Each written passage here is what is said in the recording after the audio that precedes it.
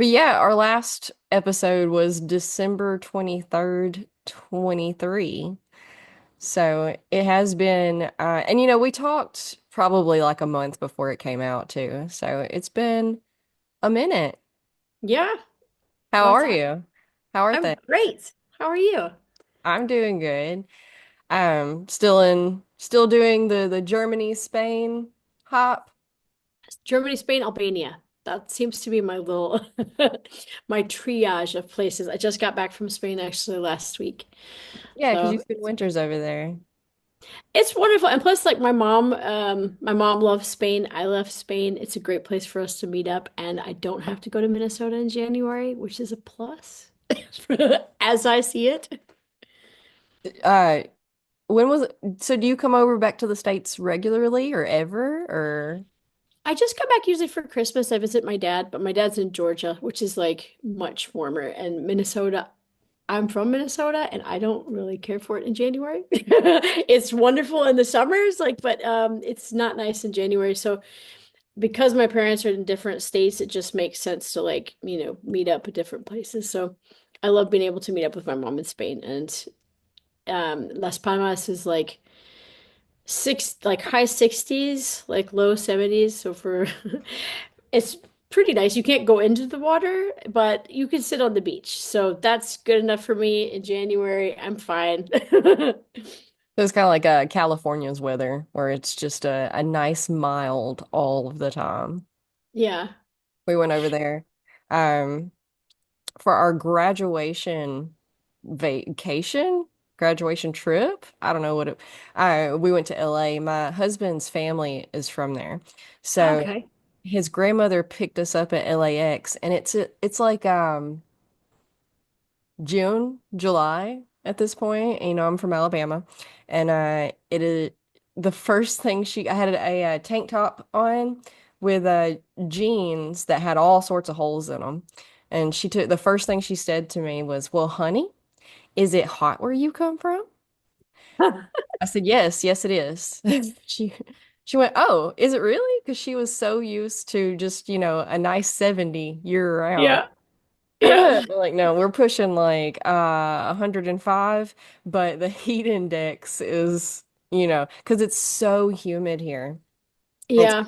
hot year round pretty much. We get uh so I play a lot of pickleball, and there's this new guy who just moved here from, I don't know, like Illinois or something. And he was asking me the other day, uh he's like, what is this winter thing that's going on? Is it cold here? Because they just moved here like 2 months ago. Okay. So he has no idea yet. Like, No idea. And he was like, he's like, we moved here because we wanted warmer weather and we thought that this was a warmer area and it's been very cold. And I'm like, no, no, no, you're fine. It's not even worth getting a big coat or anything because winter comes for like 2 weeks and then it goes yeah. away for like 2 weeks and then it comes back for 2 weeks and we just kind of do that for like a month or two and then we're gone. Then it's done. We're back to hot weather. S- Exactly. Which I'm not mad about because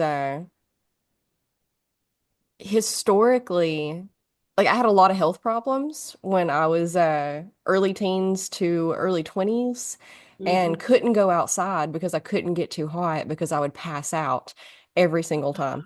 So now that I'm a lot healthier, I'm like, I really appreciate the heat and it makes Yeah, me like I'm out there sweating, doing yard work, and just so thankful to be able to.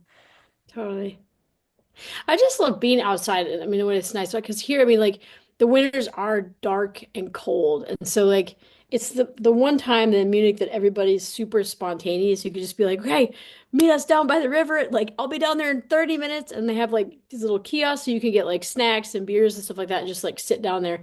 And the whole city like just comes, you know, and it's really nice where you can bike and. I don't know. I just or go to the pools or like, go to the lake or whatever. I like being outside more just because I don't know, the winter's quite long and it does it does get to you after a while. I mean, I go to the gym every day or I just because everyone's like, wow, that's impressive. I'm like, no, I can't just like work from home and just be at home all the time. Like I need to kind of get out and see people and like, I mean, I'm doing more like in-person workshops and stuff like that now, and like that's been really cool. But in general, I mean, like most of my stuff is on Zoom. Yeah, I feel that because I'm similar the same way. I mostly work from home. I do teach yoga classes in person, but this is where my heart is doing this with Yeah. you. It's like this is where I'd rather be most of the time. And so this is where I am most of the time. And used to I could go weeks at a time and not leave my house and not even Mhm. realize it. And Oh, really? yeah. But my husband would he would realize it. He'd be like, you need to get out of this house. And You need to get out of the house, go somewhere. I'm fine. I'm fine. I don't need to leave. I got everything I need right here. And he's like, no, you may not realize it, but Yeah. you're stir crazy. You're driving me crazy. Yeah. Like, but then like I started getting out more and more, but I really locked myself in my house for years and years and years before COVID made us do it, and was very happy with just staying in my little bubble. Uh, Yeah.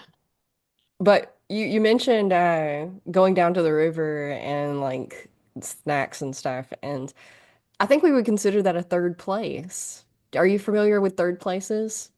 Mm-mm. I don't Okay, think so. so third places are much more common in Europe than they are in the States for sure, but they're becoming more common elsewhere. So a third place is your first place would be like your home.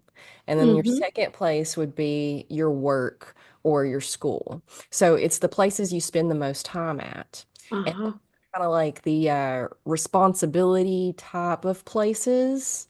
And then you need a third place. Like people just need the third place to be able to go and hang out and just relax and play games or talk, just be a part of the community and be around people and each other and let the kids play. And so third places are really hard to find in the States.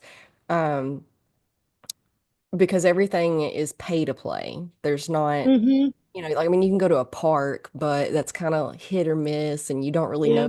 the people unless you're frequenting the place on a regular schedule. So, pickleball's become a third place for a lot of people. We've really built a lot of, because you can pay to play pickleball. There's a lot of private clubs popping up, kind of like tennis clubs. Yeah. It's very similar, uh, basically the same thing. Uh, but there's also the city rec centers are getting more um, funding for pickleball, I suppose. So we have a gym. We have two outdoor pickleball courts. Well, the two locations with pickleball courts. There's three at one. No, sorry, there's six at one, and then there's like eight at the other. And then we have a big gym at the rec center that also has four courts. And so we can play all of these ones for free. And if the weather's good, we go outside, and if the weather's not good, we go inside, and that's a little bit more crowded. But um, I have seen it because we've been playing for about a year and a half now in these locations with these people, and so you really build a community with all of these Yeah. people. And I have seen them. I've seen people. They come in and they just like, oh, there's angry Bob. Bob's always angry. Oh, I don't want to play with Bob. Gosh, he's gonna get Yeah. me as soon as he misses the first. And, well, now a year later, we love Bob because Bob found his place in the community, and Oh. yeah, and it's just, see, doing coaching stuff and the psychology stuff, I can see, like, oh no, they have like beliefs and traumas and hurt and pain that is causing them to act that way. And then community more or less single-handedly was able to heal it. And Mm. so community is just something that we're all starving for, and I think that we Hmm. focus more on for sure. Absolutely. I love that. And plus it's like you don't know what somebody's going through. Like I remember I had this colleague when I was in China who's I just always thought didn't like me. And then I realized later, like his wife has passed away. So like, you know, and then later, like I realized that that's what was going on. It had literally nothing to do with me, but that was like years ago before I had any kind of self-reflection skills. I mean, now like I have more self-awareness to be like, okay, it's probably not about me. But like this was like my late 20s where I'm like, oh my God, why did this person say this to me? Why did this, like it must be something wrong with me. And but yeah, but I think that actually that's a really good point. I think now, especially like after the pandemic, I mean, like here we had so many different lockdowns, but to be able to kind of go out and be, in the community and do, I don't know, like here in Munich, I do hiking groups. I lead hikes. I have meetup groups and stuff like that for like Spanish. I mean, they have all these different classes, and I just like being able to be out and meeting people again because it's wonderful. I'm a people person. So I could also like I'm totally fine by myself as well. I'm like an extroverted hermit. So sometimes I can, you know, really enjoy being around a lot of people. And sometimes I rest at home. Yeah. We all need to be comfortable by ourselves for sure. It helps. Yeah. But learning how to be comfortable around other people, comfortable in ourselves as ourselves around other people is a whole different ball game. Yeah. It's not one that we're programmed to do very easily. We're programmed for conforming to the village and the expectations and rules and culture Yeah. of that village. And that can be really hard for a lot of people. But I Mm, think we are all just coming, we're figuring it out. We're figuring it yeah. out individually and collectively. And it's a beautiful thing. Absolutely. I think for me, I think traveling solo and moving to other places solo really helped me be comfortable with myself because if you can't learn that, it's really, really difficult. You know what I Mhm. mean? Because you'll be bored or you'll be like, I don't know, just kind of constantly distracting yourself instead of actually appreciating the time with yourself. Like I love going out to eat by myself. I really do. When I'm like I can sit in a plaza like in Sicily and just like drink wine and like, eat olives and watch people and be totally fine for hours. Like and I don't know. It's funny because I talk to a lot of people about traveling by myself and they're like, I think I would be bored. I'm like, no, you really like if you're curious about people, which I am, like I like people watching. I'm just curious. I kind of like think of like stories, like I don't know about what's happening. And so I don't know. And that helped me, I think, to like my own company and be independent and enjoy being by myself. I mean, now like I need it. I don't want to be around people every single day. Like I also like the time with myself just to reflect and like have my peace. Uh, Yeah, it's important to remember that literally nothing's personal ever. And that's something that a lot of people haven't gotten to yet. They take a lot Yeah. of things personal. And literally nothing is. Everybody out here is just living their life the best that they can. Yep. And uh man, something that sounds really freeing about traveling is that you get to leave all of the extra behind.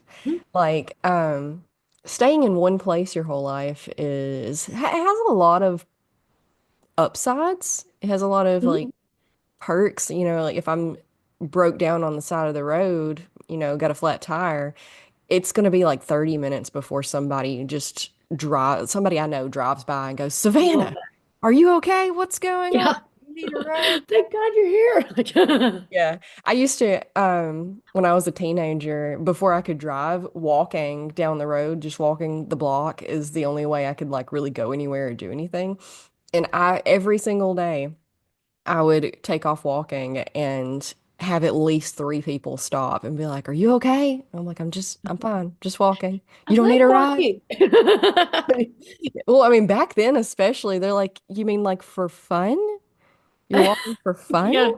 What do you... Absolutely, Where are absolutely. you going? Like, Yeah. But it also comes with a lot of clutter and like sludge, when you're related to literally the 300 people around you. And then you went to school with the other 300 people in your vicinity, and everybody knows everybody, and everybody has these different ideas of who you are and how you are and what you do. And Yeah, um, for a long time, that was really hard for me to navigate because sure. everybody had all these, like I would hear who I was and how I was from other people. And then I'd be like, well, Hmm. what do you mean? That's not it. Huh? Like, how did you even Yeah. begin to get that from that? And so, like, it's, learning how to love yourself and be with yourself when you're by yourself is a whole different ball game than trying to learn all of that while you're being smothered by people, Hmm. people Yeah. pulling at you and telling you just lots of things. We could go down that rabbit hole for a long time.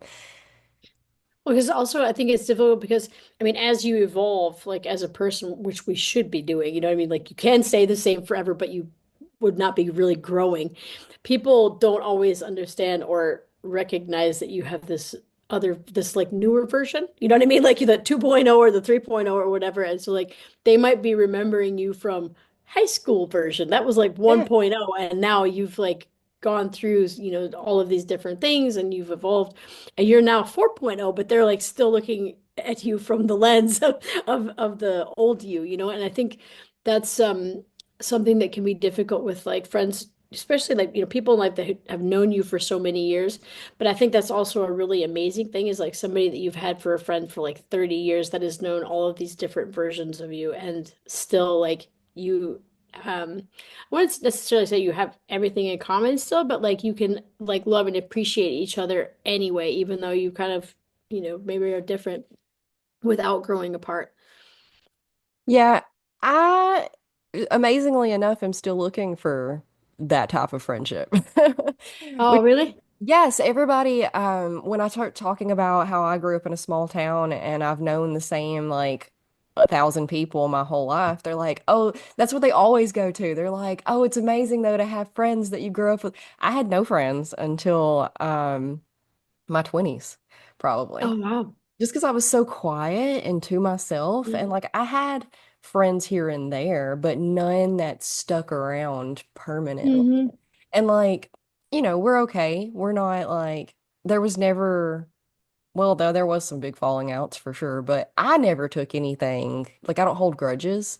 I just kind of Hmm. like let it go. So That's they're so still over important. there living their life and I can see them on Facebook and every now and then we'll run into each other or, our kids now go to school together, so we'll run into each other and everything's fine and cordial.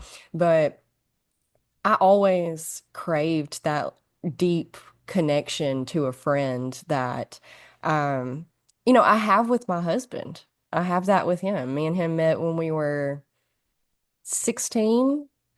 Um, Wow. yeah, and That's amazing. we're best friends for like a year before we ever started dating. He, from the get-go, made his feelings clear, and I, from the get-go, was like, haha, you're funny. Here, go on a date with my friend.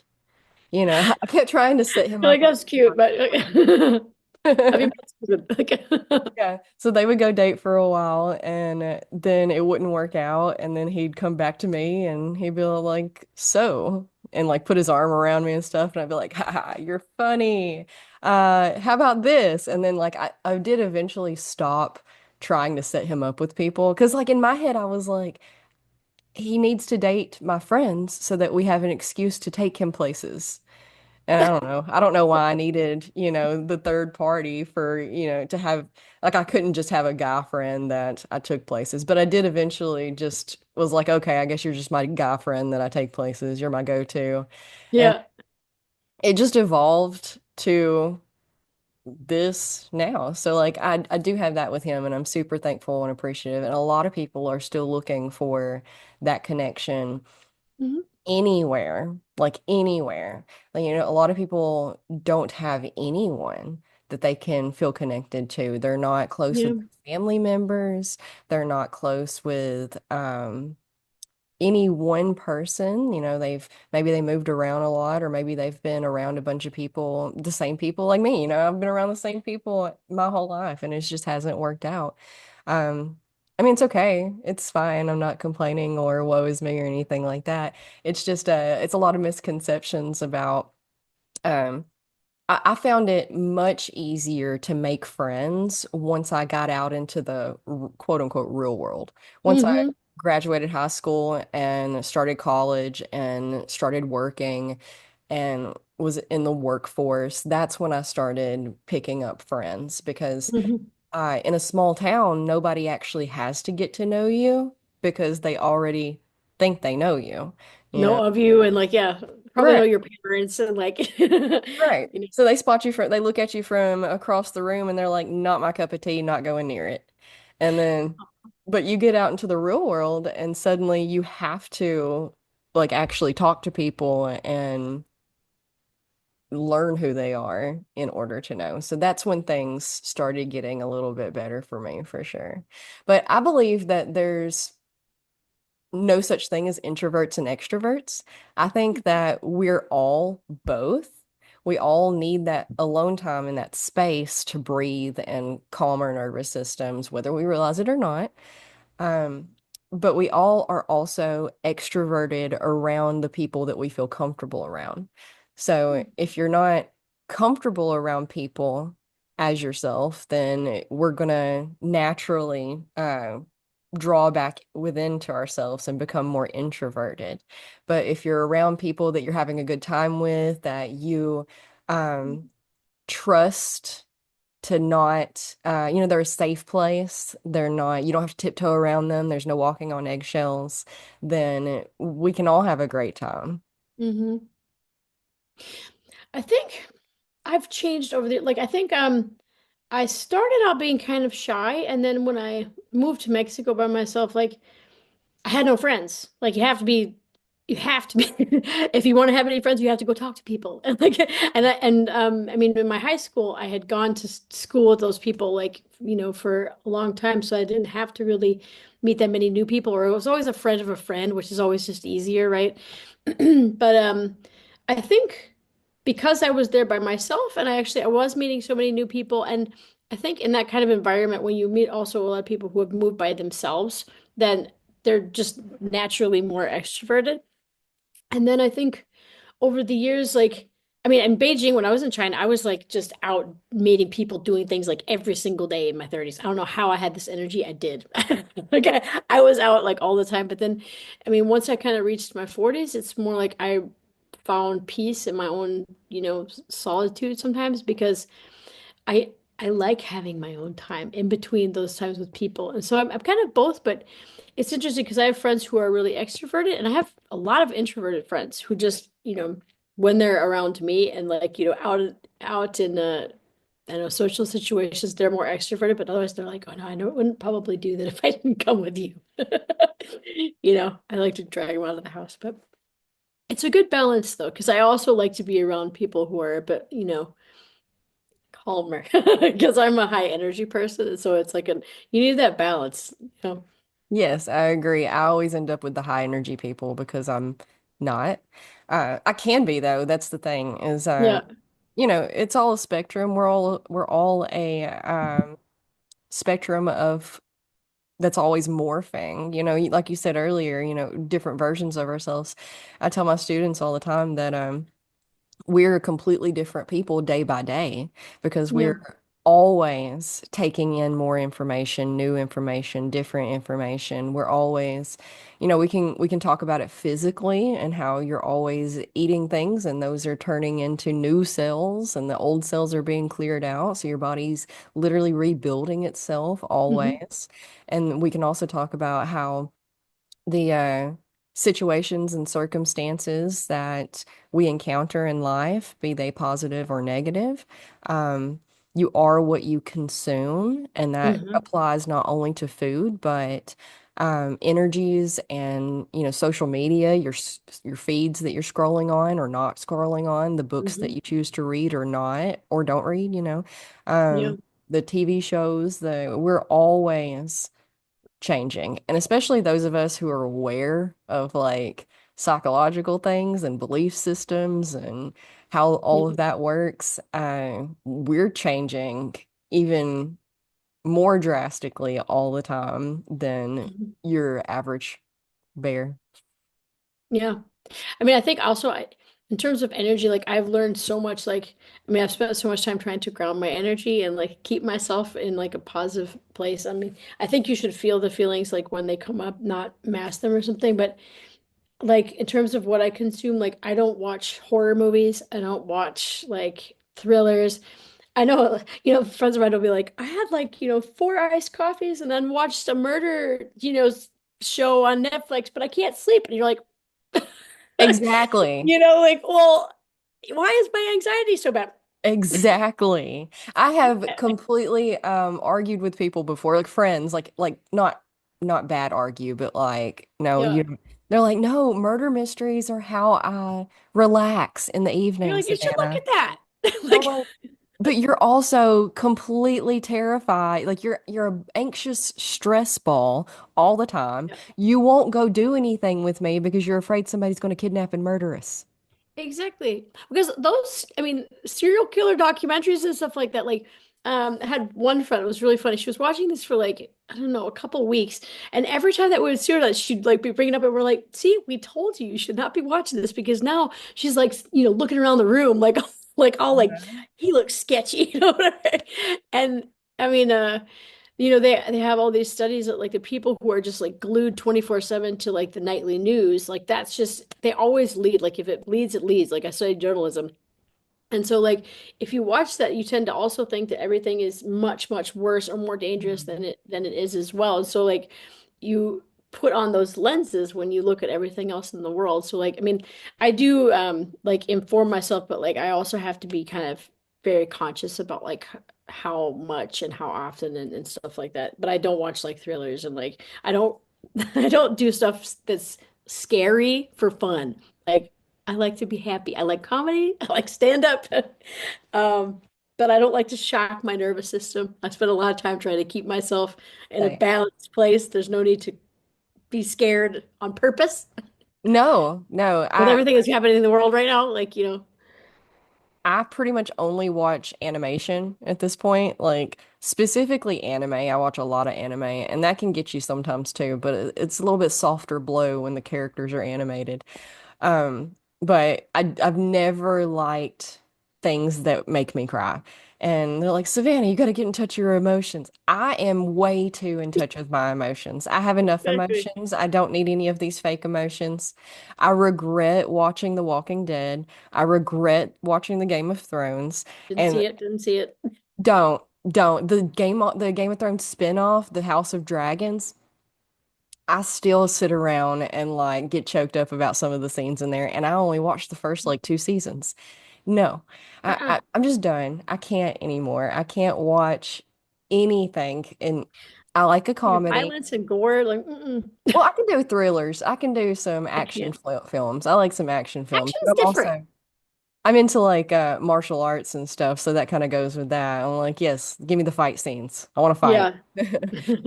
But I completely agree. You are what you consume, and there's no need to, if you want to you want to calm your nervous system, if you're racked with anxiety all the time, it's probably a really good place to start. But yeah, the news is ter I argue with people all the time. Again, I don't argue at all ever, but I Mhm. gently disagree and try to I discuss it. help people see other points of views of things. But yeah, everybody's like, these days it's so bad these days. It wouldn't like this one. I'm like, it was. It was. We just didn't have it blast in our face constantly. Hmm. You had to actually, 100 years ago, you had to actually, well, I mean, going back further than that, the news, if you're out in the countryside on your little homestead farm, in the 1700s, you didn't get news. You You'd got wait for somebody very, to come very raise you little with a news. horse. Like, like Exactly. And then, like things came a little bit better with the newspaper and mail, but still that was very brief. And then things escalated even further. So we've progressed so quickly, but our hmm nervous systems haven't. Even when we were growing up, you had to go into your house and turn on the television at a specific time Yeah. watch the news. And now you can have the news anytime you want. It's popping up That's on your true. phone all day, every day. It's being sent to your emails. The Hmm. amount of spam news emails I get, I'm like unsubscribing all day, and they're still sending them to me. Yeah. I mean, I think you made a good point too. I mean, it's like people were not stuck to the news all day long because it's like you got the newspaper in the morning and then you had to wait 24 hours for it to come on again. And then the news was like at 7 p.m. and that's it. That's your news. And now it's just like you're constantly getting like notifications and like, it's on social media and I don't know.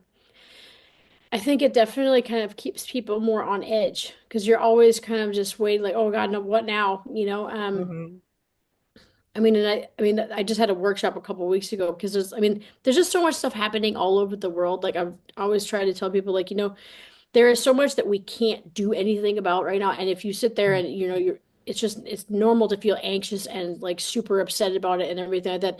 But it's always good to also kind of bring yourself back to your body and be like, okay, what do I have control over? I have control over me, my thoughts, my behaviors, like, how I'm feeling. And I can regulate that. I can still have my intentions. And sometimes just that little bit of power that you have over your own kind of life and your own your day, starting with like morning routines, things like that, to make you feel that um you do have a sense of control, even when the whole world might be happening around you, and tapping and stuff like that. I mean, we did that in the workshop, but it's important because otherwise, I mean, there's so much happening like on a daily basis. I mean, doesn't matter, pick a country, there's something happening. Like, Literally. and so Yeah, we it's like have to really learn how to control our own bubbles. And exactly. a lot of us don't have control over our own bubbles. So, Hmm. and when you spread yourself so thin, especially if you're constantly worried about all of the things going on outside of your bubble that you, again, can't do anything about. There's nothing that you can do about the poor babies in China or Japan or Korea or, I'm just naming off random stuff. I'm not like Yeah. jabbing at anywhere about anything. Um, but if I used to do that though, I used Oh, to me too. I used to like Totally. I couldn't open the fridge or turn on the water faucet because of, carbon footprints and stuff. Like I was just racked with anxiety about every little thing. I was trying so hard to practice a eco-friendly, zero waste, minimalistic, non-consumeristic, like all of the things, all of the live green. I was vegan, like every single one of them. And that is just unsustainable. It's Hmm. unsustainable, especially if it's not just you and you have like a family to take care of. And man, I'm like, why'd you throw the banana peel in the trash? It goes in the compost. Ridiculous fights all the time because why don't you care about the earth as much as I do? Yeah. That's an interesting point too, though. It's like I had on my Facebook wall, like, what's something that you've learned to stop caring about as you get older? And it was like what other people are seeing and doing, as long as it doesn't hurt anybody else and doesn't affect me. Hmm. Because when like that's a great example of like, especially when you're younger and you're like, this is what I think and what I believe in us. They should think like this too. And why aren't you understanding this? Like, and the fact is like, it's like the Mel Robbins, like, let them. Like you don't, the more of your own energy you spend trying to control everybody else and getting unhappy about it because they're not doing what you say, and because you know best or whatever, that's all the energy that like you could be putting into yourself, into your own motivation, into your own, growth. Because at the end of the day, a lot of times, like you only have control of you. You can tell people things, and you can have boundaries, and that's a struggle in itself to learn to do boundaries if you've never had them, but you can't control anybody. No. Like, and they have to do things themselves, and people act the way that they do. And like, if you spend all of your time and energy getting angry, getting mad, getting resentful or whatever about what everybody else is doing, that's depleting your own energy for something that you could be working on yourself in some way. Like, I don't know, learning something new, doing something new. And yeah, but that's a journey. Like that's not something that's instant. And I like listening to Mel Robbins like talk about it because she's like, God, I would just get so mad. Like, why do Mhm. they do this? And once you just let them, just Yes. Control what you can. You don't like that? Don't do it. Good. You're in charge of you. Yeah, and that's hard. It's hard for a lot of people because, you know, again, we don't, a lot of us don't have control over ourselves at all whatsoever. And we think that it's in the back of our minds. It's not conscious. It's a subconscious thing that, it takes more energy to control yourself than it does to try to control other people. And that's what we think. That's not true. Mhm.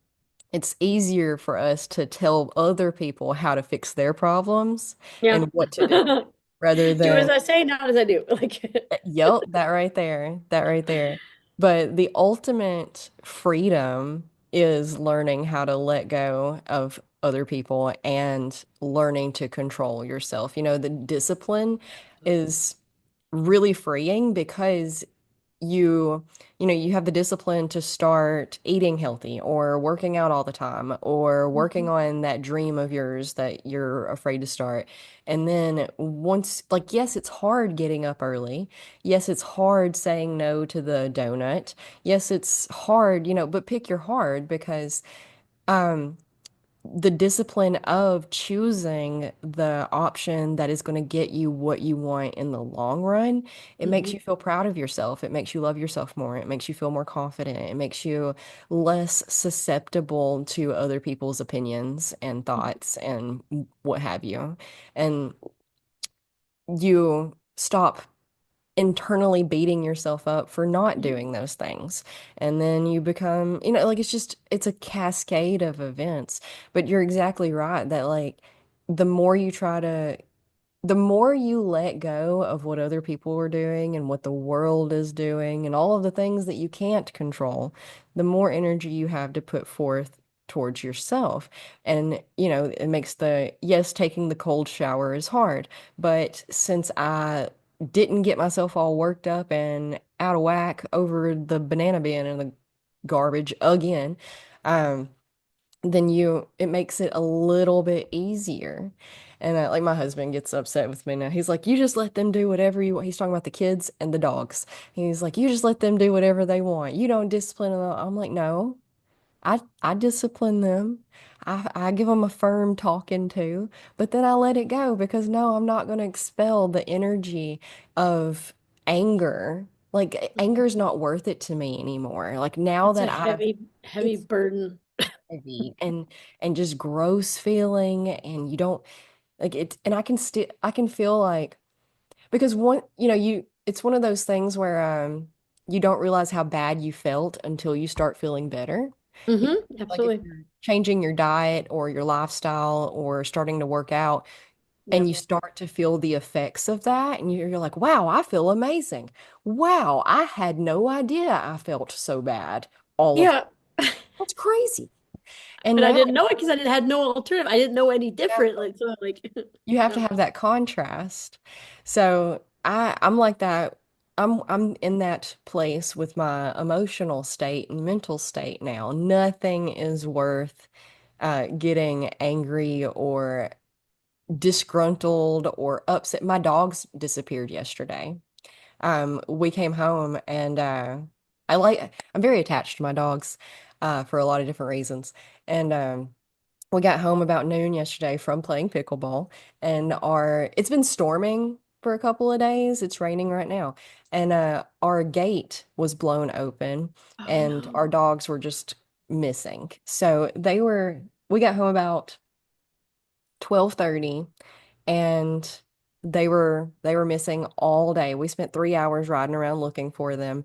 And I was in like at first I was okay because I was like, this has happened before. We're just gonna get in the car and go find them, and no big deal, like we always do. Hmm.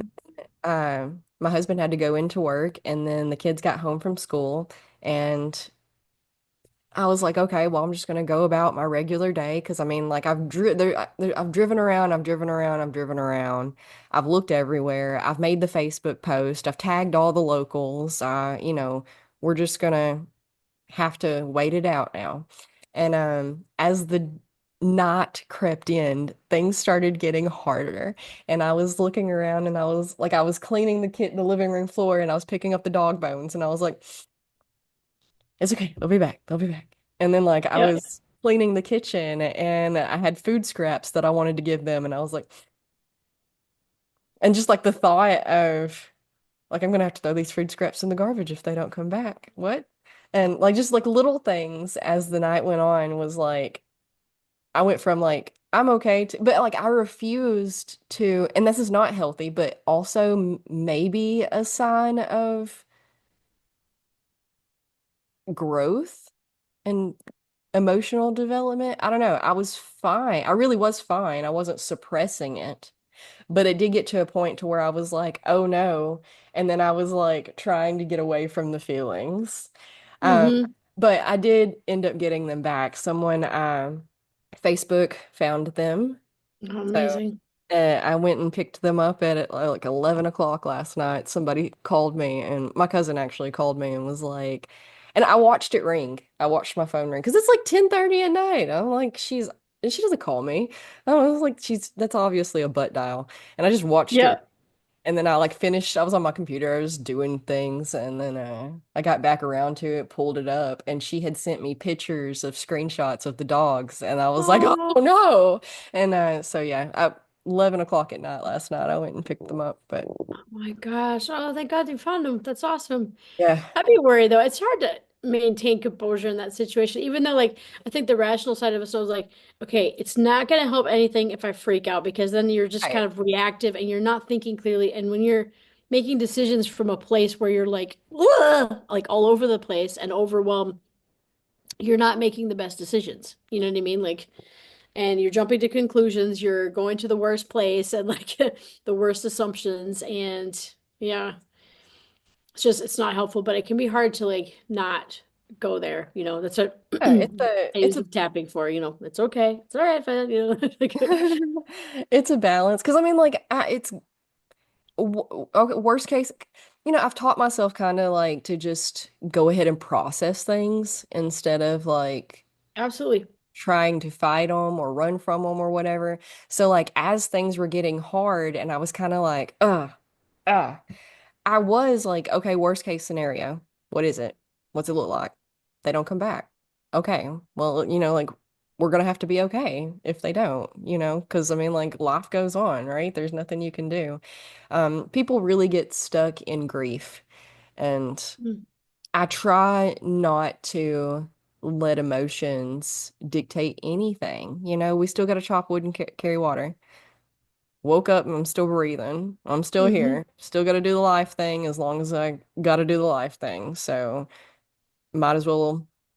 I mean, that's part of life. Losing things is part of life. And I was tucking my daughter in, and it's her birthday week. Her birthday's Friday. She's a Valentine's Day baby, and Oh, that's awesome. it broke my heart last night to tuck her in, and she was crying. She was like, "When are they coming back?" I was like, "I don't know that they are." And it's, having to explain to your 7-year-old that literally everybody, everything in your life will eventually go away. Everything's here until it's not, and there's always going to be a point in time when it's not. Hmm. Yeah. Detachment. And that's a hard thing for a kid to understand, I mean, Sure. I mean, like, it's hard for us to understand. yeah, no, But absolutely. I mean, that's why I've learned, especially over the years, that's another like little lesson, just to like the importance of gratitude and being grateful for what you do have, and especially people and I don't know, important things in your life because you just don't know how long we're all here.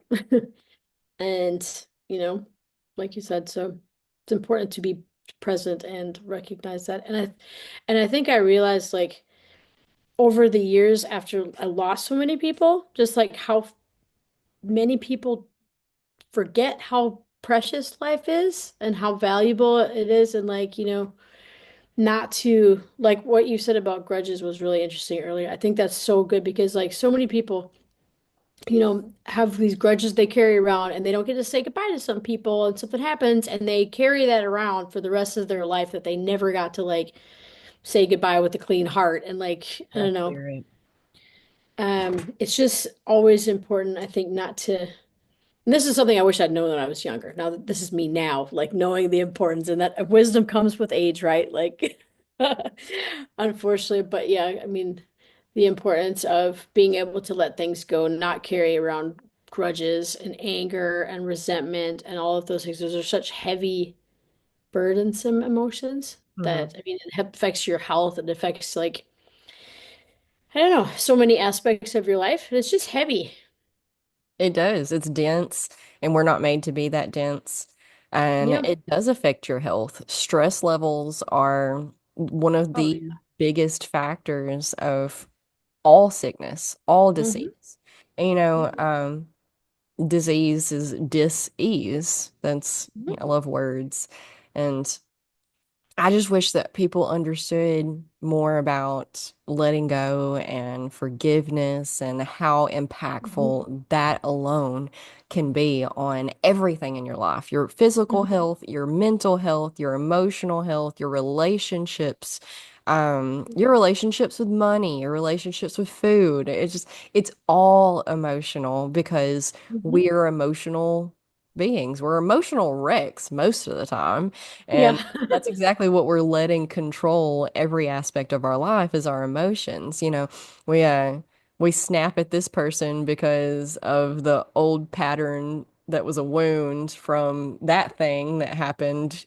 Doesn't even have anything to do with this person, but Hmm. the fact that that person is similar to this person in this way triggered it, and now you're The feeling that we reactionary. got for that person is the same, even though they might not be the same person at all. But like, yeah. Yeah, and you have to be aware of these things before you can start to change them. Hmm.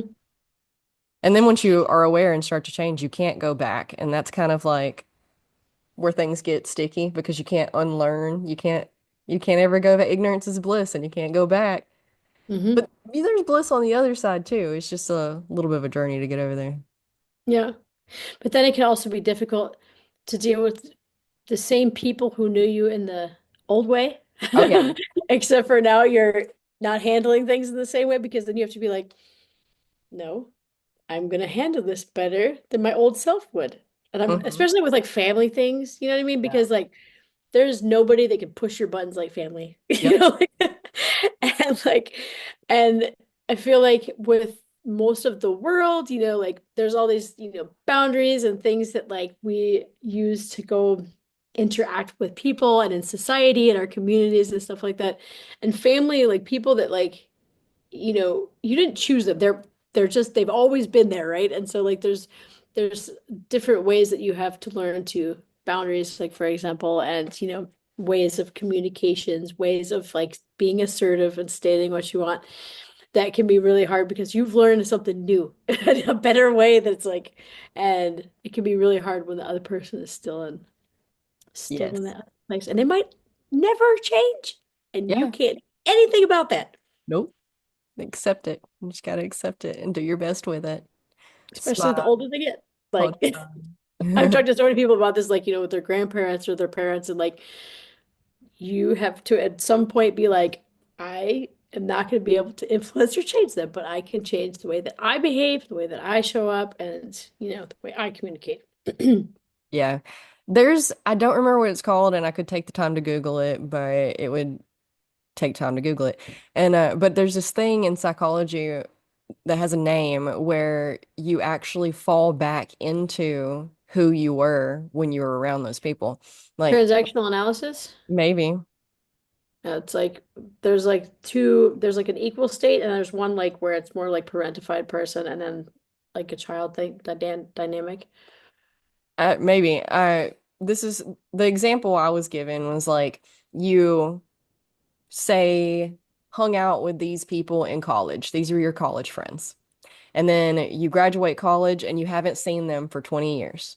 And Yeah. in those 20 years, you've changed a lot. You've grown and yada, yada, whatever, whatever.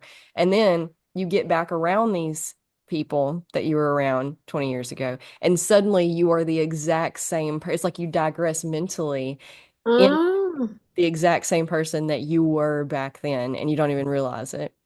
Hmm. Yep. Then, but then like, how would you come out of that then? Like, do you just get back into your normal state and be Yeah, like, when you go back to your regular life and leave them behind, you snap right back into who you are now. yeah, It's this weird psychological thing that humans do. yeah. Most of the time, don't even realize it. Our humans are crazy. We're crazy.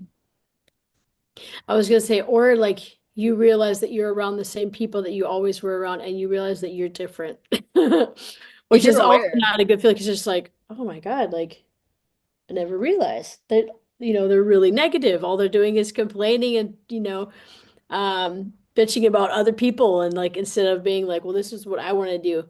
And I don't know, like, I think, I can't remember the saying, but it was like, some people discuss other people, some people discuss ideas, and some people like discuss themselves. I don't know, something about like that. But the Yeah, point is, you're supposed to be evolving and not just the people that are always complaining about everybody else, like, oh, they're fake and they're a loser and they're not the ones that are actually working on themselves. They're just right. complaining and blaming everybody else for, you Yes. know.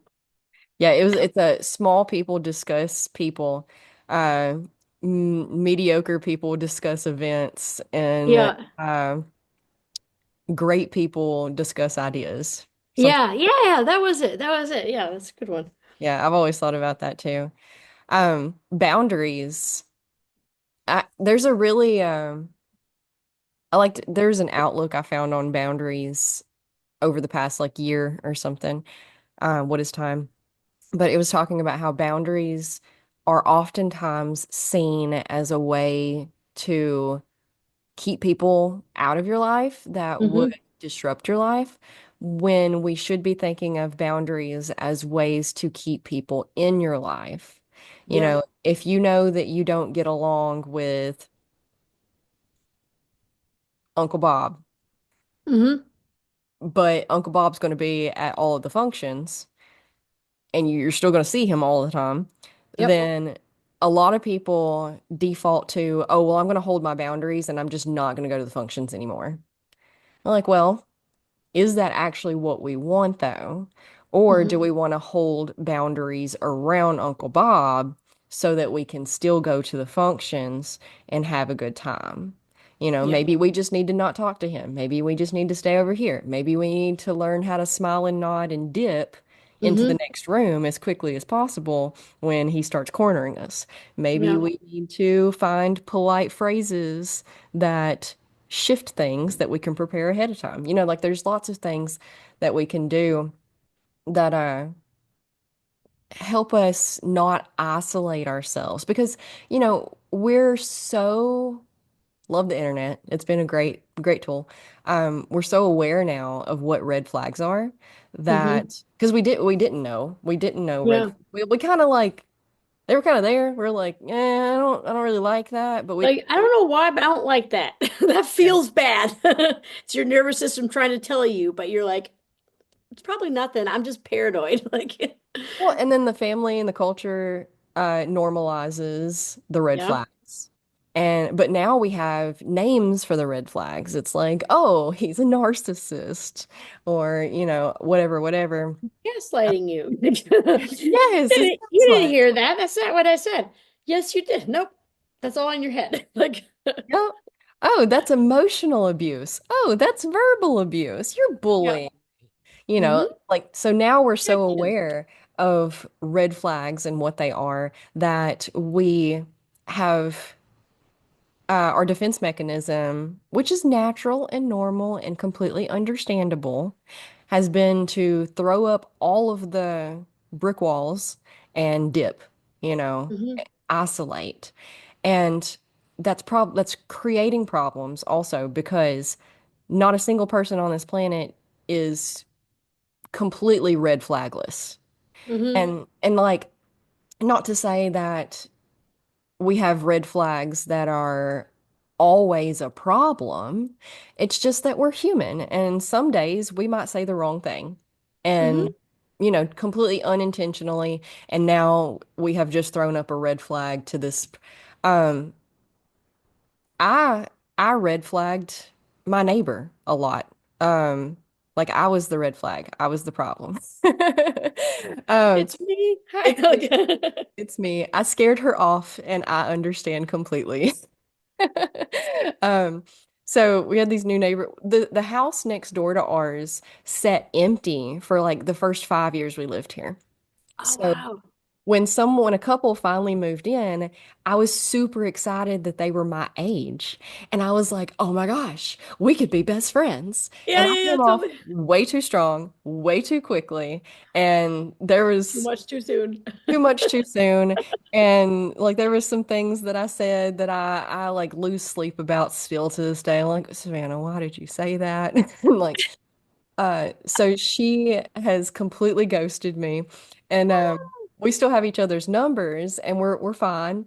Uh, but I don't go over there and talk to her, and she doesn't come over here and talk to me anymore. And she'll leave me because they have a little like orchard in their backyard, so she'll leave me presents on the front porch, and then text me and tell me about them. She'll be like, I left. Oh, okay. And then I garden, and I know she kind of, they homestead a little bit. And so when I start seeds in the spring, I always take her my leftover plant, my extra plants, and I'll text her and be like, left you this. And then like if we were at the beach a couple of months ago, and she sent me a picture of my dog, and she was like, "Do you know whose puppy this is?" I was like, "Oh my gosh, it's my puppy." And she was like, "Oh no." We had just got him, and she knew we had another dog though. She was like, "So if this one's yours and he's out, the other one must be out too." And I was like, "I'm at the beach. There's nothing I can do." She was like, "No, don't worry. I'll go find him and put him back." And she did. Oh, God. So, like, we're fine, but also she very, very is standoffish to me. Mm, And so that's something that we have to remember, is that every single one of us has a red flag somewhere or another, and it may be problematic, and it may be just being human and making yeah. mistakes. So when we can learn that we are the problem sometimes, then it helps us be a little bit gentler with, Hmm. because we, instead of just, oh, that's a red flag, throw up the brick wall, distance, we're done. Um, you know, Analyzing it a little bit further and being like, well, is this a deal breaker specifically? Are there Hmm.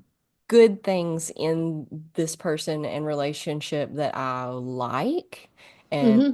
want to have? Because there's not the perfect relationship, whether it be romantic, platonic, family, whatever, does not exist. It does Hmm. not exist. There's always going to be something that gets on your nerves about them. There's always going to be something that's toxic about them.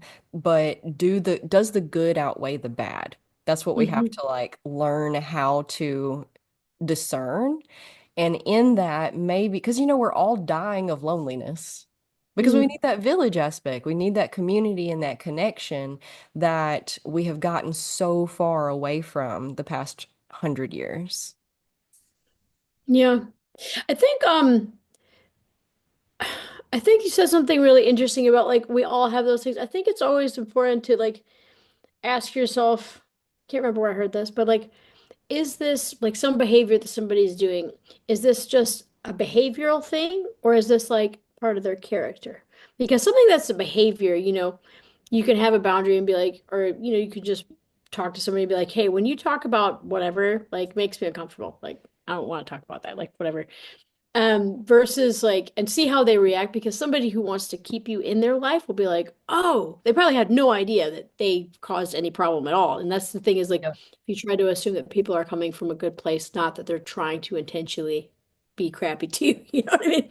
But then, because a normal friend would be like, because I mean, I had this happen, especially like my friends who had kids and stuff like that. Like, they would just not read my text or listen to my audio, but like just for like 6 months or whatever. And after a while, like, there's like a couple of friends like a few years ago that I was just like, I'm like, I really value our friendship. And like, I just feel like, when you don't check my messages ever, it makes me kind of not want to send any because then it would be like, well, haven't heard from you. How are you? And I'm like, well, like you never answered me back the other 4 times. Mhm. And, you know, um, and most people will be like, "Oh my God, I'm sorry. Like things got busy. Like I'm really sorry. Like I didn't mean to hurt your feelings. Like I didn't realize, maybe that was a difficult time for you or whatever." And people who want to keep you in their life, they'll actually try, because like those Mhm. friends, I'm still friends with all of them, and they just ended up, being like, "Hey, how's it going?" I'm trying to listen to you, like, or I got your messages, I'll answer back soon. And then they actually do. It might be like a couple months or whatever still, but it's not like a year. Like you have me sending like messages, being like, "Hi, like I'm still here." And it is hard because you have to adapt to like different lives. I mean, obviously we all have different lives or whatever, but my original point was that somebody who wants to keep you in their life will try to, you know, Meet you try to halfway somewhere. meet you halfway. Exactly. Yeah. You can't expect the same from people as you would give, because obviously, like, especially if you have different lifestyles and different responsibilities, you can't expect somebody who has like can't stay, text you every day, nor do I have time for that anyway. But just like, hey, can you just check in a couple times here? Just like listen to what I've sent you in the messages. Okay, cool. Yeah. All good. People do this really weird thing where they're like, you see the memes all the time. It's like, sorry, I saw your message and I was going to respond, but then I got busy and forgot, and now it's been 3 days and I obviously can't answer you back now because it's too late. Like, no. No, No. that's why I respond usually as quick as I can, or I'll just like sometimes before bed I'll like just scroll through and be like, okay, have I gotten back to everybody? Like because sometimes I'll be like, oh yeah, I did want to send this person back like a message or but Yeah, I'll pick up it's a just text checking in. message the next week. Like if I forget, because I do, sometimes I do, I'll Yeah. forget. And then next week I'll be looking at something else and see it. And I'm like, oh no, I never answered them back. I will absolutely answer back like nothing ever happened. Like Yeah. immediately. Oh no, I totally do that too though. Like, I mean, I think that most people, unless it's like about meeting up a certain day or something like that, where you have like a time that you need to respond, I think Uh, most people understand that. If it's just like a, hey, this is what's going on in my life. How's your life, going because you live far away. Nobody needs, it's not urgent. right. And I have a lot of people will be texting back and forth for a few minutes and they're like, okay, I have to go now. Like you don't have to tell me that you have to go. Just go. It's not a phone call. Now, like you could just, that's the nice thing. But Now it's weird because like now like you just stop please just stop texting me actually. Don't yeah. tell me you have to go because in 4 hours when I think of this random thing to tell you, I'm gonna feel weird about like let me write a formal letter. Hello. Good evening. I hope that this reaches you well. But it occurred to me that also yada yada yada yada yada yada. Don't feel pressured to return the text, like Yeah. makes you think too hard. Less is more. Less is more, guys. Exactly. Oh, that's funny. Yeah, my mom is like that. I have to always remind her because she'll be like, oh, I can't talk now. And then she'll send like 10 more messages. And then she'll be like, oh, I can't talk now. I have to go. And I'm like, Just why go. are you, why Just go. are you texting me? Like, Just just do the thing. go. I don't need to play by play. Just, send me a message when you have time. Like, I'm doing things too. I'm not by the phone, like, waiting for the next text message. So it's funny though. She's funny. It's been funny learning phone culture because like it's a new thing. We didn't have text messages when I Yeah. was text messaging became a thing when I was a teenager. Well, like 13, I think. The whole family got one cell phone to share, and Wow. you had to like hit the three times to get to the E. Like Yeah. those ones. One of And the old Nokias, like the yes, that's exactly what it was. And I would play indestructible Snake. phone. Best one Yep. ever, though. I'd sit around and play Snake for hours on it. Because I mean, like, who was I texting at 13 or 14? But Yeah. and we got smartphones came about when I was 17 or 18. And that was just a whole new world. That was Hmm. amazing. And that was my favorite tech transition ever. Yeah. But we all had to. We're still learning. People are always like, text messaging is so hard because you can't hear people's tone and their energy and how they Hmm. mean it. And I disagree. I've always felt it was opposite for me, but I'm I'm the odd man out on that for sure because I've never done well with social cues. I had to work really hard to understand social stuff. Like apparently you're just supposed to be born knowing how things work, and if you don't get that, then yeah. But texting was always a lot easier for me because, I didn't talk for so long Mm-hmm. anyway. Because, and a lot of the reason I didn't talk is because I apparently couldn't do it right. So every time I did talk, I was bullied or sensitive subjects here. Nothing that came out of my mouth was ever the correct thing, no matter where I was in any setting. So I just stopped talking. Mm-hmm. So I turned to notebooks and I had notebooks I carried around with me all the time. So I journaled all the time. And Wow. uh, the written word is what became more familiar with me and easier for me. So Mm. we started texting. I was like, this is my thing. I can do this. Yeah. Can talk about anything I can finally. reread it before I send it. It's great. Yes. I can like formulate my sentences and my thoughts and my emotions and my intentions and how I want it. I love to, not only did I journal just thoughts and random stuff, but I wrote short stories.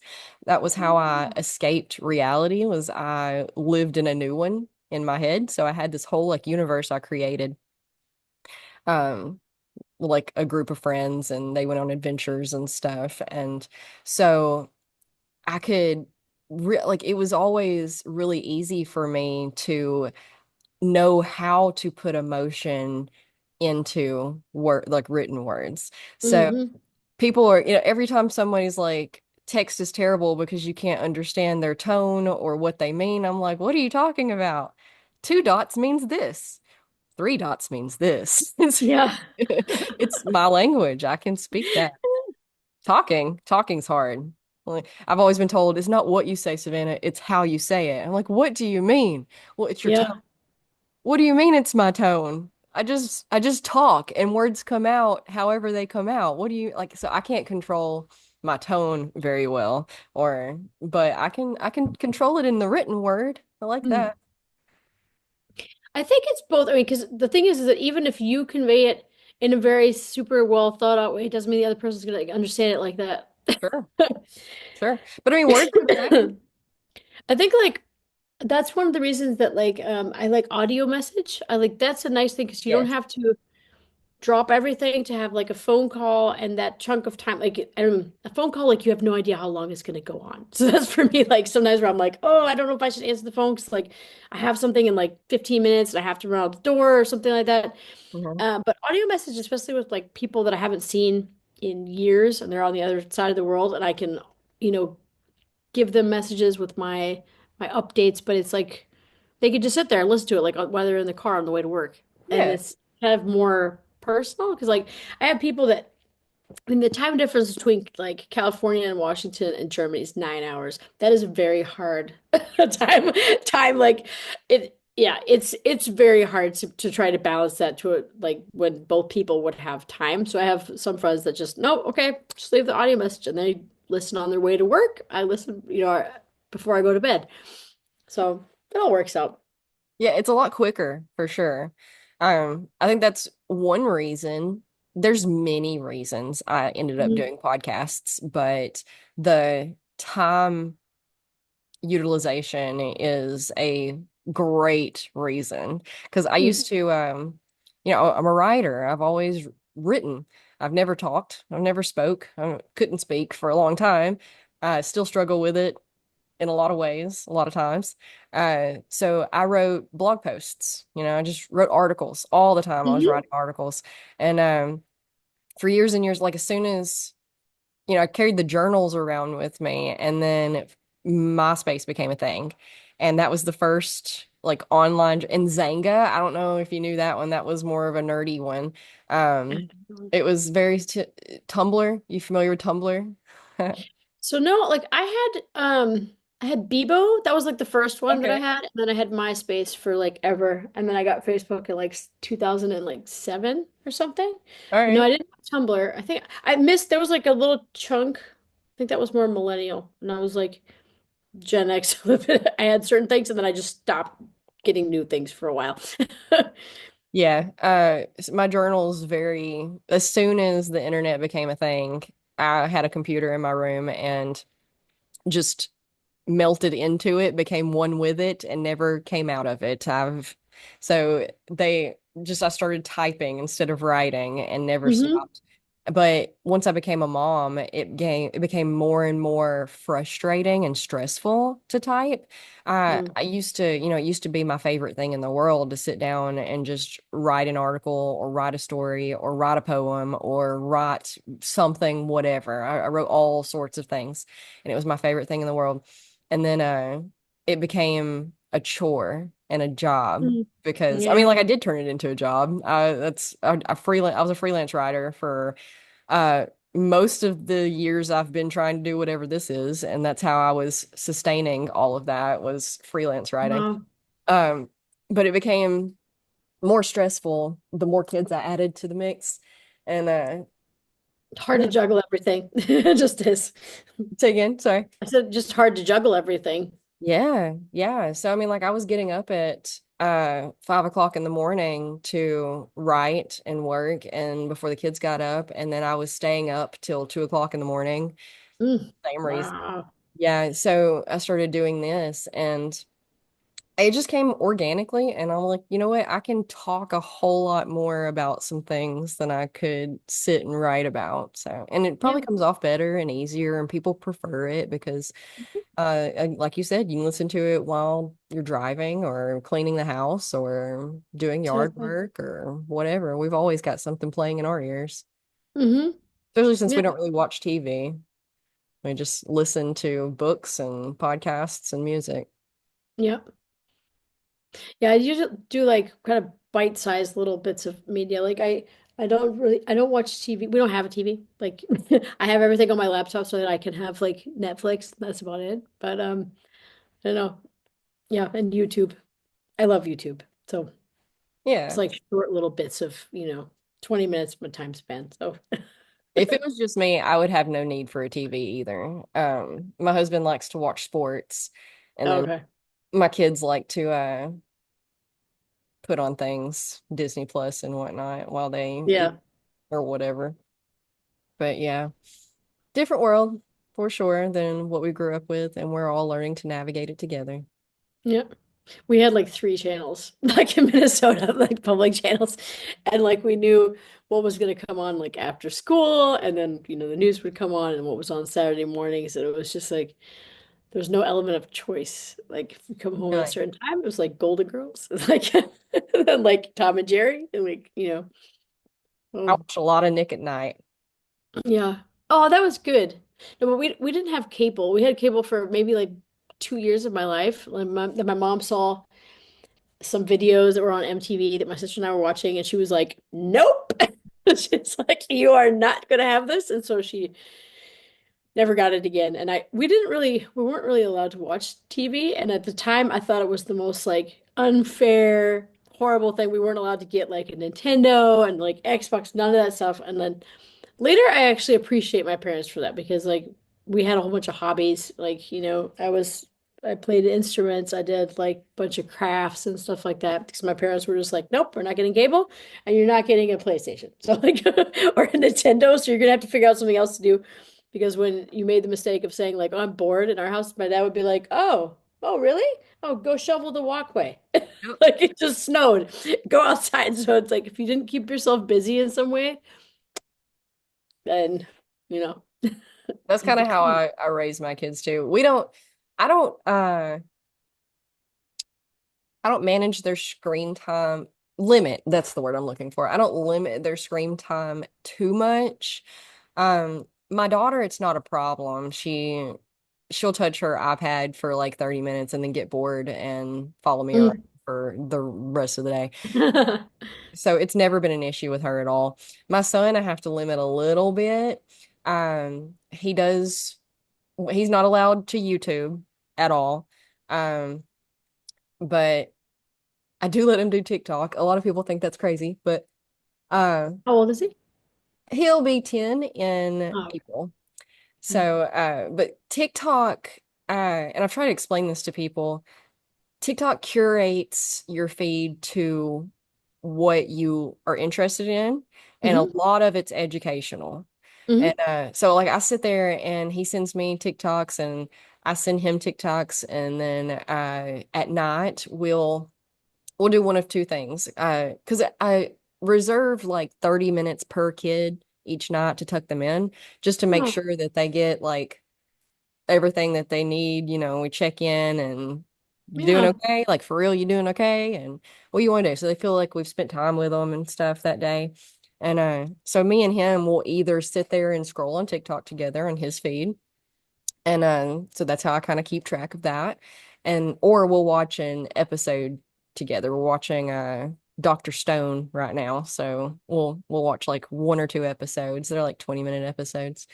Um, but YouTube doesn't curate anything. It's just Yeah, it's just the sug- algorithm. It'll learn whatever it yeah. wants, and then it'll kind of keep giving you the same thing. And most of it's garbage, honestly. Most of it's Yeah. like a video game, Minecraft.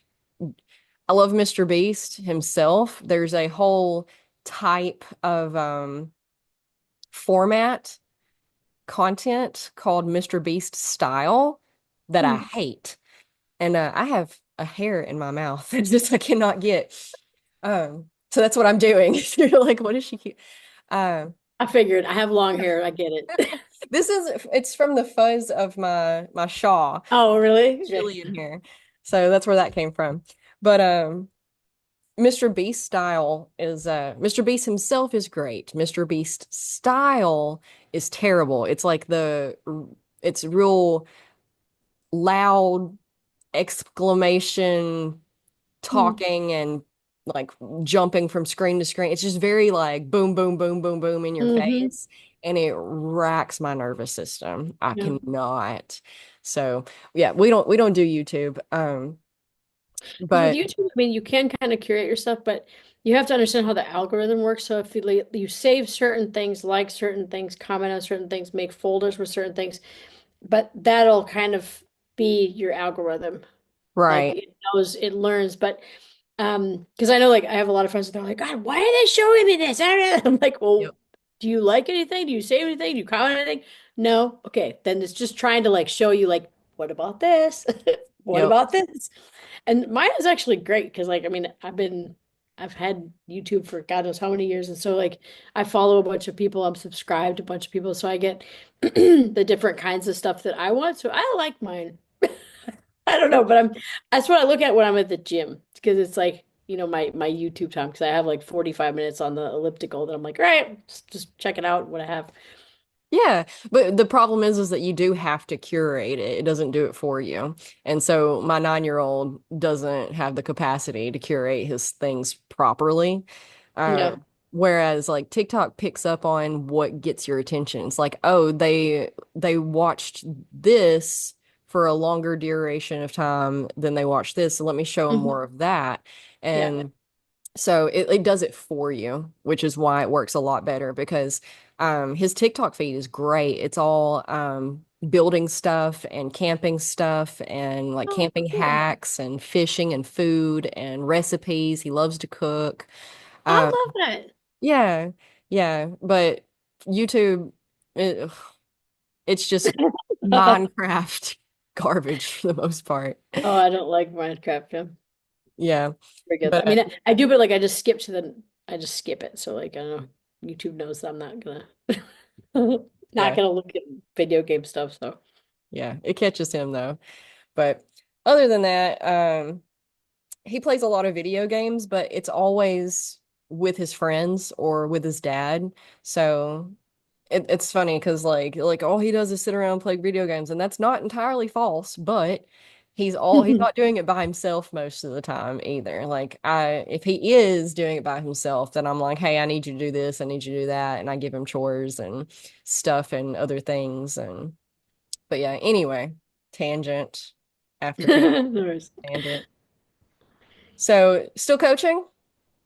I am, yes. I'm Cool. still doing EFT empowerment coaching, and it's been like I said, it's been I guess it was a year ago that we talked, but like I hadn't done many like in-person workshops, and that's my goal for this year is like collaboration stuff and also kind of more live places, sorry, workshops. So I did one in Spain. I did one in Albania 2 years ago. I didn't do one last year. But I found a place in Munich that's really good for workshops as well. So I'm going to be doing that. And that's what I'm really excited about because I like the in-person aspect. And like the last one I had that was in Spain, it's just cool seeing people react to tapping when they've never seen it or heard about it or anything like that. And they're like, okay, well, it looks kind of funny, but yeah, like let's do it. And then they're like, wow, I feel like so calm and so much better. And you're like, yep, see? And it's funny that people are so resistant to a lot of things too. Like my in-person yoga classes, I like to work in stuff like this, little tools that you can do, and it never fails. For example, one of my favorite go-tos is taking your fingertips and just massaging around your face, Hmm. the jawline, around the ears, around the sinus cavities. It's got so many benefits, and I'll walk them through it, and I'll explain the benefits between detox. It detoxes the Yeah. face system with Like the lymph yeah, the lymph drainage, nodes. right? Like because Yep. it depuffs it, like I know all of Yeah, it. all of the things. And I'll look around and nobody's doing it. And I'm like, they're embarrassed. They're embarrassed to do things. That's all. Hmm. I'm like, Yeah. it's so simple, you guys. It's just the more I get away from being an anxious, stressed out ball of nerves, the and like settling into like just the whatever you want to call it, calm, relaxed state that I am, the further I get away from that, the more and more shocked I am. But I mean, like, I remember being there. I remember being too shy to do anything. I couldn't even, when I first started practicing yoga, I would only do it in my living room by myself when my husband was not home. Like, I couldn't even do it in front of him. I was so embarrassed of just Yeah. moving. And so I have to, like, remember, like, it just, I don't judge them. It makes me feel sad. I was like, I Yeah. hate that you're in this state, but I'm so glad that you're here. I'm going to keep suggesting this, and maybe one day you'll actually do it. Yeah. I mean, I've been in workshops like online ones where they turn their camera off. I'm like, okay, like as long as you're doing it, like that. But usually I get one person to be like an echo, so then they have to do it. They have to like repeat what I say and stuff like that. So Okay. there's always somebody who is like, because I'm like, this is like you're gonna get a lot out of it if you're the kind of the test person who is my echo, then the person who's not doing it because they think it looks weird or whatever. But I mean, with EFT, it's kind of interesting because I mean, I've been doing it for so long, but I feel like the last 2 years, especially, more people, I mean, I guess because a lot of people are stressed and anxious, to be honest. Like more Hmm. people are like, how do I do something about this? I mean, especially like the US, it's a very medicated society, and a lot of people are like, I need to know how to calm my nerves without, putting myself on some sort of medication. And not that, there's definitely people who need to have it, but there's also other ways that, daily kind of emotional maintenance to be able to Yes. regulate yourself and not get derailed by something that happens, during the day or things going around. But I feel like people are a lot more open to it because I mean, even like the second you're like, well, it's a mind body tool that you could use to, release, anxiety, fears, and stress. And they're like, oh, really? Huh. Like, so I feel like that's a good thing. But then I still have even friends, that, during really difficult times where like, I've had several friends over the last couple of years who really, really had very, very difficult, circumstances. And I'm like, I can give you a session, like, they're like, no, no, no. And it's not until it's like absolutely, you know, to the point where they can't do anything else, then they're like, fine, let's do it. And then they like feel so much better. They come in like crying, hysterical, and then after an hour, they're like, "Oh my God, I feel like better than I have in months." And you're like, "Well, I'm trying to tell you." Yes. Yeah. I don't know what it is. I've got theories, but I really don't know. It's the turning of the tides though. We are shifting towards putting more importance on those types of things. But I think, like for example, going to the gym, you have an hour, 45 minutes, however long to go in the gym, get your workout, and it's really physical. It's like something you can touch and feel and understand right now, and it feels productive, and it's that yang Hmm. energy that we're all soaked in. And we don't put as much on the yin, and we need both to balance us out. So, like the Hmm. mental and the emotional work would be more of the yin, the meditation, the EFT tapping, Reiki sessions. And yeah, it's so hard to get people to show up for the slower, calmer things, which is crazy because they're actually less work. Like for the most part, all you got to do is lay there in a lot of these situations. But Yeah. we're so go, go, go hustle culture that Hmm. we don't have time for that. We don't have time to Hmm. just lay there for an hour. Are you kidding me? 30 minutes? No, I don't have time for that. Mm. But it's we're starting, I think, to understand that the more time we make for that, the better everything else gets. Hmm. Everything else gets, the smoother, like everything, relationships, money, mental Hmm. health, emotional health, physical health, literally everything. There's this saying, it's like a monk or something said it. It said, everyone should meditate for an hour every day unless you're busy, in which case you should meditate for two. Yeah, absolutely. Yeah. Yeah, we'll Because figure it both out. of your, I remember hearing that once. That's so true as well, because especially in those, the when you're flailing around like, I just can't, I don't have time. That's exactly when you need to just be like, stop, just stop. Like, stop what you're doing, go meditate, tap, or, I mean, I've had times where I've had just so many projects and stuff going on where I'm really stressed and I'm like, you know what? No, I'm gonna go to the gym. Right now, I'm going to go to the gym. I have never left the gym in a bad mood. Never once. Never. Nope. I always leave feeling like $1 million, and then I can come back and I'm like, I'm centered, I'm focused, I have like these endorphins, and everything like that, and I just feel better, and the stress has left my body. Now I can keep going. And sometimes it's also a matter of like figuring out what is it that I need right now. Like, do I need to tap? Do I just need a walk around the block? Do I need to eat something? Am I thirsty? Like just simple little things to figure out like what do I need to be able to, ground myself and go forward with the day. Mm-hmm. And the yin stuff is just as, if not more important than the yang stuff. Because if you don't, the yin stuff is what gives you the energy and clarity to be able to do the the hard work stuff. And then Hmm. if you have the energy to really put your all into all of that, then you're prioritizing better, and you're proofreading better, and you have more Hmm. patience to do it right the first time instead of like Absolutely. rushing through it and then making mistakes. And it's just it's counterintuitive, but the more we learn to slow down, the Hmm. faster everything else speeds up. And that's crazy, but and like in a good way, in a good way. Yeah. No, it's absolutely true because I mean, when you're when you're frantic and when you're frazzled, like you're not showing up from like a rational place where you're going to be making good decisions. You're also going to be distracted. It's hard to know how to prioritize, when you do that. And you're very reactive to every single thing like around you, which Mm. is not conducive for like for being productive, or working smarter and not, or sorry, working smarter and not just like longer and harder. Yep, I agree entirely.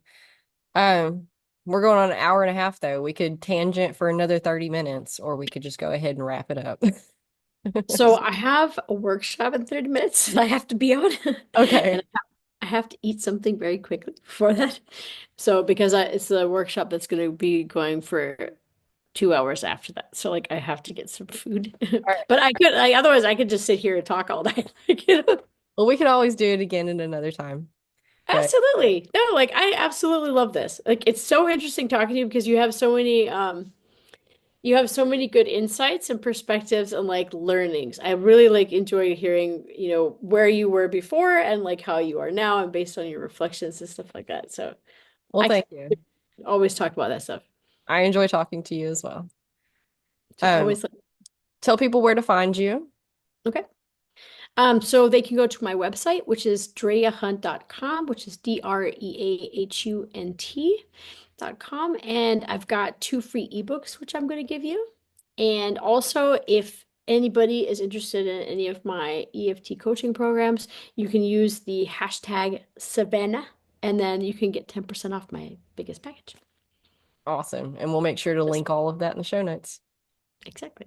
All right. So Thank you so much. thank you so much. It's been absolutely wonderful. Love It talking to you. has. Yes. I always try to bring on people who, had a good conversation because not all conversations are good conversations. I It's was true. joking with my friend the other quote unquote joking. I was like, you could turn a drinking game into some of these episodes. Be careful though. Take it very carefully. Take a drink every time they mention their product because a lot of people just come on here to sell things, and that's I want to have a conversation. I just want to talk, Yeah. hang out. Anyway, we'll go.